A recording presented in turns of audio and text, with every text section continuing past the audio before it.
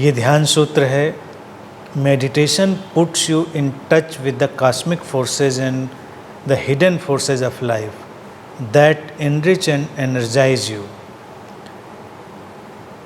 सूत्र कहता है कि ध्यान तुम्हें उन जागतिक शक्तियों से और उन छुपी हुई अदृश्य शक्तियों से जोड़ता है जो तुम्हारे जीवन को समृद्ध करती हैं और ऊर्जावान बनाती हैं।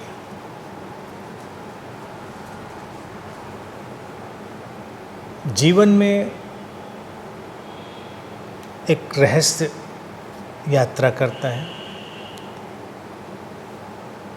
कॉस्मिक फोर्सेज और हिडन फोर्सेज की जो बात करी है सूत्र में, उसे थोड़ा समझेंगे कि जीवन उतना ही नहीं है जितना हमारे अनुभव में आता है। जीवन में तमाम चीज़ें, तमाम शक्तियाँ हमें प्रभावित कर रही होती हैं, हमारे जीवन से वो जुड़ी होती हैं और जीवन को विकसित होने में सहयोग कर रही होती हैं, लेकिन हम उनको नहीं पहचान पाते। ध्यान हमको जोड़ता है, यानी कि अलाइन करता है उन जागतिक शक्तियों से, उन हिडन फोर्सेस से हमको अलाइन करता है, लयबद्ध करता है, जोड़ता है।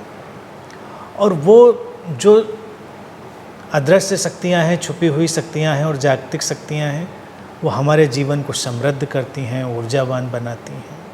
ये तो सच है। अगर हम सामान्य रूप से भी देखें तो पूरा जीवन किसी न किसी रूप में अंतर संबंधित है, इंटरकनेक्टेड है। हमको उसका भी पता नहीं है कि वो हमको प्रभावित कर रहा है। सूरज की रोशनी आती है धरती पर तो हम इतना तो जानते हैं कि सूरज बहुत ज़रूरी है, उससे तमाम चीज़ें होती हैं, जीवन के लिए आवश्यक है। लेकिन अगर हमको ये बात ना पता होती तो हमको इसका एहसास भी कहाँ था कि वो ज़रूरी है। सूरज अपनी जगह है, ज़मीन अपनी जगह है, हम अपनी जगह हैं। तो प्रकृति की भी हर चीज़ जो है वो एक अजीब से संतुलन पर खड़ी है। ऐसे संतुलन पर जिसको हम जितना जानते हैं उससे बहुत कुछ अनजाना पीछे बचा रह जाता है।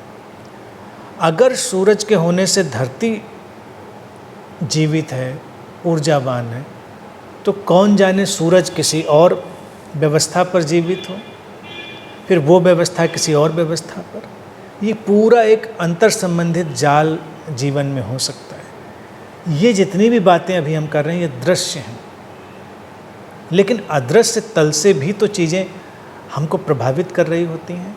उदाहरण के लिए जैसे हम लोगों के संग साथ रहते हैं, तो लोगों का जो संग साथ होना है वो स्थूल में जितना हमको प्रभावित करता है उतना ही सूक्ष्म में भी प्रभावित करता है। स्थूल रूप से तो व्यक्ति की जो आदतें हैं, जो उसके विचार हैं, जो उसका रंग ढंग है, वो सब हमको दिखाई देता है और हम उससे प्रभावित होते हैं। हमारे जीवन को वो किसी न किसी रूप में एक अलग ढंग देता है।